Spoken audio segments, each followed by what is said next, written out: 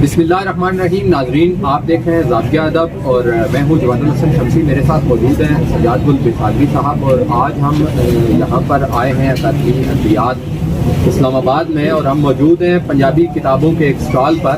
तो जैसा कि आपके इल्म में है कि मादरी ज़बानों का 3 रोज़ा मेला जो है वो यहाँ पे है, तो हम यहाँ स्टॉल में मौजूद हैं। हमारे साथ मौजूद हैं खालिद साहब और हम इनसे जानने की कोशिश करेंगे कि आप सबसे पहले तो हमारे नाजरीन को ये बताइए कि आपको यहाँ पर आकर कैसा लगा, इस मेले में शिरकत करके, और ये यहाँ पे आपको कैसा लग रहा है, आप कैसा महसूस कर रहे हैं? ਜ਼ਾਹਰ ਹੈ ਖੁਸ਼ੀ ਦੀ ਗੱਲ ਹੈ ਕਿ ਸਾਡੀ ਮਾਦਰੀ ਜ਼ਬਾਨ ਜਿਹੜੀ ਹੈ ਉਹਦੇ ਪ੍ਰਚਾਰ ਲਈ ਇਹ ਸਾਰੇ ਜਿਹੜੇ ਮਿਆਰ ਹੋ ਰਹੇ ਨੇ, ਉਹਦੇ ਵਿੱਚ ਬਤੌਰ ਇੱਕ ਫਰਦ ਰਲਤ ਜਿਹੜੀ ਹੈ ਉਹ ਮੇਰੇ ਲਈ ਖੁਸ਼ੀ वाली ਗੱਲ है। बहुत शुक्रिया खालिद साहब, आप अपना एक कलमी नाम बताएं और दूसरा क्योंकि आप पंजाबी की नुमाइंदगी कर रहे हैं, इस हवाले से अपनी खिदमत का आवाम को बताएं। जी, मेरा नाम खालिद फरहाद धारीवाल है और मैं पंजाबी में शास्त्री लिखता हूँ और मेरी कहानियाँ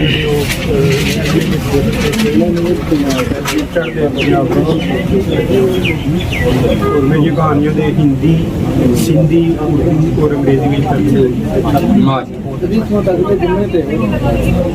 अच्छा खालिद साहब, ये दसो कि तुहाडी अदब नाल जुड़न दी, पंजाबी अदब नाल जुड़न दी कोई खास वजह होवे, कोई ऐसा वाकया तुहाडी जिंदगी विच रोनवा होया होवे या कोई ऐसा हादसा होया होवे या तुसी बचपन तो ही इस तरह तुहाडा रुझान सी, इस हवाले नाल थोड़ा साडे नाल भी गुजरा जी। असल जी पंजाब दा जिहड़ा देहाती कल्चर है ना, ਉਹਦੇ ਵਿੱਚ ਸਾਡੇ ਕਲਾਸਿਕੀ ਜਿਹੜੇ ਸ਼ੋਰਾ ਨੇ ਉਹਨਾਂ ਦੀਆਂ ਕਿਤਾਬਾਂ ਮੌਜੂਦ ਰਹੀਆਂ ਨੇ। ਕੋਈ ਘਰ ਐਸਾ ਨਹੀਂ ਸੀ ਸ਼ੁਰੂ ਵਿੱਚ ਜਿੱਥੇ ਹੀਰ ਦੀ ਕਿਤਾਬ ਜਿਹੜੀ ਹੈ ਜਾਂ ਮੀਆਂ ਮੁਹੱਬਤ ਦਾ ਕਲਮ ਉਹ ਨਾ ਮੌਜੂਦ ਹੋਵੇ। ਤੇ ਇਸੇ ਤਰ੍ਹਾਂ ਹੀ ਸਾਡੇ ਜਿਹੜੇ ਵੱਡੇ ਵਡੇਰੇ ਸੀ ਉਹ ਪੜ੍ਹਦੇ ਸੀ ਰਾਤ ਨੂੰ ਕਿਤਾਬਾਂ, ਸਾਰੇ ਰਲ ਕੇ ਬਹਿਣਾ ਪੜ੍ਹੀ ਜਾਣੀ। ਉੱਥੇ ਬਚਪਨ ਤੋਂ ਹੀ ਫਿਰ ਦਾਦੀਆਂ ਜਿਹੜੀਆਂ ਉਹ ਕਹਾਣੀਆਂ ਬਾਤਾਂ ਸੁਣਾਉਂਦੀਆਂ ਸੀ, ਇੱਥੇ ਹੀ ਅਦਬ ਦੀ ਕੇਟਕ ਲੱਗ ਜਾਂਦੀ ਸੀ। ਜਿਉਂ ਵੱਡੇ ਹੋਏ ਫਿਰ ਅਸੀਂ ਬੰਸੂ ਨੂੰ ਪੜ੍ਹਿਆ, ਰਾਜਿੰਦਰ ਸਿੰਘ ਬੇਦੀ ਨੂੰ ਪੜ੍ਹਿਆ ਤੇ ਫਿਰ ਆਪੀ ਲਿਖਣ ਦਾ ਜਿਹੜਾ ਉਹ ਸ਼ੌਕ ਜੀ। ਯਾਨੀ ਤੁਹਾਡਾ ਇਹ ਹੈ ਕਿ ਤੁਹਾਡੀ ਜਿਹੜੀ ਇਨਸਪੀਰੇਸ਼ਨ ਹੈ ਇਸ ਫੀਲਡ ਦੇ ਅੰਦਰ, ਤੁਹਾਡੇ ਆਈਡੀਅਲ ਜਿਹੜੇ ਨੇ ਉਹ ਇਹੀ ਲੋਕ ਨੇ ਜਿਹੜਾ ਤੁਸੀਂ ਕਰਦੇ ਜੀ। ਬਿਲਕੁਲ ਤੇ ਵਿੱਚ ਤੇ ਇਹੀ ਨੇ, ਲੇਕਿਨ ਪੰਜਾਬੀ 'ਚ ਫਿਰ ਬਾਅਦ ਜਾਣ ਕੇ ਜਦੋਂ ਦੂਸਰੇ ਨਜ਼ਰਦਾਰ ਪੜ੍ਹੇ तो गुरदयाल सिंह पंजाबी का बहुत बड़ा नावलकार है जी, ਉਹਦੇ ਤੋਂ ਵੀ ਇੰਸਪਾਇਰ ਹੋਏ। ਕੁਲਵੰਤ ਸਿੰਘ ਵਿਰਕ ਕਹਾਣੀ ਵਿੱਚ ਬਹੁਤ ਵੱਡਾ ਨਾਂ ਹੈ, ਉਹਦੇ ਤੋਂ ਵੀ ਹੋਏ। ਔਰ ਇਧਰਲੇ ਪਾਸੇ ਮਕਸੂਦ ਸਾਕਬ ਸਾਹਿਬ, ਅਕਬਰ ਲਾਹੌਰੀ ਸਾਹਿਬ ਜਿਹੜੇ ਨੇ ਉਹਨਾਂ ਦੀ ਕਹਾਣੀ ਤੋਂ ਮੁਤਾਸਰ ਹੋ ਕੇ ਪੜ੍ਹਦੇ। ਤੇ ਇਹ ਦੱਸੋ ਕਿ ਤੁਹਾਡਾ ਜਿਹੜਾ ਇਹ ਅਦਬੀ ਸਫ਼ਰ ਹੈਗਾ ਜਿਹੜਾ ਤੁਸੀਂ ਆਪਣਾ ਸ਼ੁਰੂ ਕੀਤਾ, ਇਹਨੂੰ ਇਸ ਦੇ ਅੰਦਰ ਤੁਹਾਨੂੰ ਇੱਕ ਪੰਜਾਬੀ ਲਿਖਾਰੀ ਦੀ ਹਸੀਅਤ ਨਾਲ ਤੁਹਾਨੂੰ ਕਿਤਨੀਆਂ ਇੱਕ ਮੁਸ਼ਕਿਲਾਤ ਆਈਆਂ ਜਾਂ ਕਿਤਨਾ ਇਹ ਆਸਾਨ ਹੈ? ਸਾਡੇ ਜ਼ਰਾ ਨਾਜ਼ਰੀਨ ਜਿਹੜੇ ਨਵੇਂ ਤੁਹਾਡੇ ਪੰਜਾਬੀ ਲਿਖਣ ਵਾਲੇ ਇਸ ਫੀਲਡ ਵਿੱਚ ਆਉਣਾ ਚਾਹੁੰਦੇ ਨੇ, ਜਿਹੜੇ ਤੁਹਾਡੇ ਸਟੂਡੈਂਟਸ ਨੇ, ਬੱਚੇ ਨੇ, ਉਹ ਇਸ ਫੀਲਡ ਵਿੱਚ ਹਾਲੀ ਤੁਹਾਡੇ ਤੱਕ ਨਹੀਂ ਪਹੁੰਚੇ ਔਰ ਉਹ ਇਸ ਫੀਲਡ ਵਿੱਚ ਅੱਗੇ ਵਧਣਾ ਚਾਹੁੰਦੇ ਨੇ, ਉਹਨਾਂ ਲਈ ਤੁਸੀਂ ਕੀ ਕਹੋਗੇ? ਜਿਹੜੀਆਂ ਤੁਹਾਨੂੰ ਮੁਸ਼ਕਿਲਾਤ ਆਈਆਂ, ਤੁਸੀਂ ਉਹਨਾਂ ਦਾ ਹੱਲ ਕਿਸ ਤਰ੍ਹਾਂ ਕੀਤਾ ਔਰ ਉਹ ਕਿਸ ਤਰ੍ਹਾਂ ਕੀ ਕਰਨ ਤੇ ਉਹ ਅੱਗੇ ਵਧ ਸਕਦੇ ਨੇ? ਅਸਲ ਵਿੱਚ ਭਾਈਜਾਨ ਪੰਜਾਬੀ ਮੀਡੀਅਮ ਨਾ ਹੋਣ ਦੀ ਵਜ੍ਹਾ ਤੋਂ ਮੁਸ਼ਕਿਲਾਤ ਹੀ ਮੁਸ਼ਕਿਲਾਤ ਨੇ।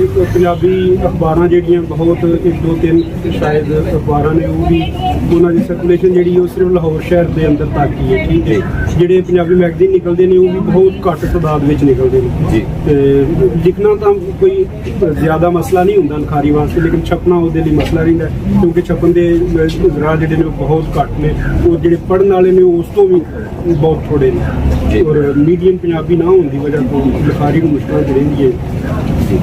ਤੇ ਅੱਛਾ ਇਹ ਦੱਸੋ ਕਿ ਇੱਕ ਪਰਸੈਪਸ਼ਨ ਵੀ ਪਾਇਆ ਜਾਂਦਾ ਹੈ ਵੈਸੇ ਕਿ ਇਹ ਜਿਹੜੇ ਅਦਬੀ ਲੋਕ ਹੁੰਦੇ ਨੇ, ਇਹ ਇਸ ਤਰ੍ਹਾਂ ਦੀ ਕੋਈ ਇਸ਼ਕ ਮੁਹੱਬਤ ਔਰ ਇਸ ਤਰ੍ਹਾਂ ਦੀ ਚੀਜ਼ਾਂ, ਤੇ ਇਹ ਜਿਹੜੀ ਸਲਾਹੀਅਤ ਹੁੰਦੀ ਹੈ ਲਿਖਾਰੀ ਦੀ, ਬੇਸਿਕਲੀ ਕੋਈ ਵੀ ਹੈ, ਕੋਈ ਸ਼ਾਇਰ ਹੈਗਾ, ਕੋਈ ਨਸਰ ਨਿਗਾਰ ਹੈਗਾ, ਉਹ ਇੱਕ ਲਿਖਾਰੀ ਉਹਨੂੰ ਹੀ ਤੁਸੀਂ ਆਖ ਸਕਦੇ ਹੋ। ਤੇ ਉਸ ਦੇ ਬਾਰੇ ਵਿੱਚ ਇੱਕ ਐਸਾ ਇੱਕ ਤਾਸਰ ਪਾਇਆ ਜਾਂਦਾ ਹੈ ਕਿ ਉਹਨੂੰ ਕੋਈ ਮੁਹੱਬਤ ਹੋਈ ਹੁੰਦੀ ਹੈ ਜਾਂ ਮੁਹੱਬਤ ਵਿੱਚ ਨਾਕਾਮ ਹੁੰਦਾ ਹੈ ਜਾਂ ਕੋਈ ਇਸ ਤਰ੍ਹਾਂ ਦਾ ਮਾਮਲਾ, ਤੇ ਇਹ ਖੁਦਾਦਾਦ ਸਲਾਹੀਅਤ ਹੁੰਦੀ ਹੈ ਕਿਸੇ ਉਸਤਾਦ ਕੋਲੋਂ ਜਾ ਕੇ ਹਾਸਿਲ ਹੁੰਦੀ ਹੈ ਜਾਂ ਵਾਕਈ ਇਸ ਵਿੱਚ ਮੁਹੱਬਤ ਦਾ ਵੀ ਅਸਰ ਹੁੰਦਾ ਹੈ? ਯਾਰ ਮੁਹੱਬਤ ਬੰਦੇ ਨੂੰ ਮਲੂਕ ਤੇ ਬਣਾਉਂਦੀ ਹੈ, ਲੇਕਿਨ ਲਿਖਾਰੀ ਨਹੀਂ ਬਣਾਉਂਦੀ ਜੀ। ਲਿਖਾਰੀ ਤਾਂ ਬੰਦਾ ਕੁਦਰਤੀ ਹੋਈ ਹੈ, ਉਹਦੇ ਚ ਸਲਾਹੀਅਤ, ਖੁਦਾਦਾਦ ਸਲਾਹੀਅਤ, ਲੇਕਿਨ ਮੁਹੱਬਤ ਜਿਹੜਾ ਉਹ ਜ਼ਰੂਰੀ ਅੰਗ ਹੈ, ਉਹਦੇ ਨਾਲ ਬੰਦਾ ਅੰਦਰੋਂ ਮਲੂਕ ਹੁੰਦਾ। ਤੇ ਤੁਹਾਡਾ ਤਜਰਬਾ ਸਰ मोहब्बत का? सवाल ये है कि मोहब्बत पे कितना यकीन रखते हैं। ਮੁਹੱਬਤ ਨਾਲ ਹੀ ਪਾਈ ਹੈ ਦੁਨੀਆ ਕਾਇਮ ਹੈ, ਔਰ ਮੁਹੱਬਤ ਜਿਹੜੀ ਉਹ ਕਹੀ ਆਵੇਂ ਨਾ ਮੁਹੱਬਤ ਕਰਨੀ ਚਾਹੀਦੀ, ਨਫ਼ਰਤਾਂ ਜਿਹੜੀਆਂ ਉਹ ਖਤਮ ਹੋਣ। ਅੱਛਾ ਸਰ, ਸਾਡੇ ਨਾਜ਼ਰੀਨ ਨੂੰ ਤੁਸੀਂ ਕੀ ਪੈਗਾਮ ਦੇਣਾ ਚਾਹੋਗੇ? ਤੁਹਾਡੇ ਪੰਜਾਬੀ ਬੋਲਣ ਵਾਲੇ, ਪੰਜਾਬੀ ਜਿਹੜੇ ਤੁਹਾਡੇ ਸੁਣਨ ਵਾਲੇ ਤੁਹਾਨੂੰ ਦੇਖਣਗੇ ਸੁਣਨਗੇ, ਉਹਨਾਂ ਨੂੰ ਤੁਸੀਂ ਕੋਈ ਪੈਗਾਮ ਦੇਣਾ ਚਾਹੋ? ਮੈਂ ਇਹ ਕਹਾਂਗਾ ਕਿ ਪੰਜਾਬੀ ਬੋਲਦਿਆਂ ਬਿਲਕੁਲ ਚੱਕੋ ਨਾ। ਪੰਜਾਬੀ ਬੋਲਣਾ ਜਿਹੜਾ ਉਹ ਕੋਈ ਅਨਪੜ੍ਹ ਹੋਣ ਦੀ ਅਲਾਮਤ ਨਹੀਂ ਹੈ। ਮੈਨੂੰ 5-6 ਜ਼ਬਾਨਾਂ ਆਉਂਦੀਆਂ, ਲੇਕਿਨ ਉਹਦੇ ਬਾਵਜੂਦ ਮੈਂ ਪੰਜਾਬੀ ਬੋਲਦਾ। ਤੇ ਪੰਜਾਬੀ ਬੋਲਣ 'ਚ ਸਾਨੂੰ ਆਪਣੀ ਖਾਸ ਕਰ ਮਾਦਰੀ ਜ਼ਬਾਨ ਜਿਹੜੀ ਹੈ ਉਹ ਬੋਲਣ 'ਚ ਫਖਰ ਮਹਿਸੂਸ ਹੋਣਾ ਚਾਹੀਦਾ। ਔਰ ਮੈਂ ਤੁਹਾਡੇ ਨਾਜ਼ਰੀਨ ਨੂੰ ਇਹੀ ਕਹਾਂਗਾ कि यार अपनी मादरी ज़बान वीडियो। जी बिल्कुल नाजरीन, तो आपने सुना कि हमारे साथ मौजूद थे खालिद साहब और इन्होंने हमें बहुत अच्छे तरीके से बताया, पंजाबी में बात की। और मैं भी यही कहूँगा कि कोई भी ज़बान है उसको बोलने से हमें घबराना नहीं चाहिए, हमें हर ज़बान को उसकी अहमियत जो है वो। आखिर पे खालिद साहब, आप पूरी पाकिस्तानी कौम को पंजाबी के अंदर एक नसीहत कर ਪੰਜਾਬੀ 'ਚ ਨਸੀਹਤ ਇਹ ਹੈ ਕਿ ਰਾਤ ਨੂੰ ਯਾਰ ਆਪਣੇ ਬੱਚਿਆਂ ਨੂੰ ਜਿਹੜਾ ਨਾ ਸੌਣ ਤੋਂ ਪਹਿਲੇ ਸਾਡਾ ਕਲਚਰ ਵੀ ਸੀ, ਉਹਦੇ ਨਾਲ ਲੋਕ ਦਨਾਈ ਵੀ ਜਿਹੜੀ ਹੈ ਬੱਚਿਆਂ 'ਚ ਆਉਂਦੀ ਸੀ, ਬਾਤਾਂ ਜ਼ਰੂਰ ਸੁਣਾਇਆ ਸੌਣ ਤੋਂ ਪਹਿਲੇ। ਕਾਰਟੂਨ ਦੇਖਣ ਦੀ ਬਜਾਏ ਬੱਚਿਆਂ ਨੂੰ ਸੌਣ ਲੱਗਿਆ ਬਾਤਾਂ ਸੁਣਾਇਆ ਕਹਾਣੀ ਨਹੀਂ ਸੁਣਾਇਆ ਕਰੇ।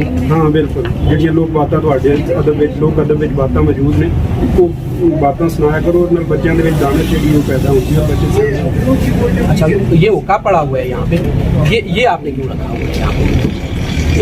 नाज़रीन ये देखिए, ये हुक्का है यहाँ पे। ये ਹੁੱਕਾ ਜਿਹੜਾ ਉਹ ਪੰਜਾਬੀ ਕਲਚਰ ਦੀ ਨੁਮਾਇੰਦਾ ਇੱਕ ਨਿਸ਼ਾਨੀ ਹੈ। ਤੇ ਅਸੀਂ ਅਗਰ ਤੁਸੀਂ ਦੇਖਦੇ ਹੋ ਤੇ ਪੰਜਾਬੀ ਕਿਤਾਬਾਂ ਦਾ ਸਟਾਲ ਹੈ, ਔਰ ਅਸੀਂ ਥੋੜਾ ਜਿਹਾ ਟੱਚ ਦਿੱਤਾ ਹੋਇਆ ਕਿ ਅਸੀਂ ਇੱਥੇ ਚੁਪਾਲ ਜਾਂ ਬੈਠਕ ਦੇ ਤੌਰ ਤੇ ਇੱਕ ਹੁੱਕਾ ਰੱਖਿਆ। ਸਾਡੇ ਸੰਗਤੀ ਆਉਂਦੇ ਨੇ, ਹੁੱਕਾ ਛੇਕਦੇ ਨੇ, ਔਰ ਹੁੱਕਾ ਜਿਹੜਾ ਉਹ ਪਿਆਰ ਮੁਹੱਬਤ ਦੀ ਅਲਾਮਤ ਹੈ, ਜੋੜਦਾ ਹੈ।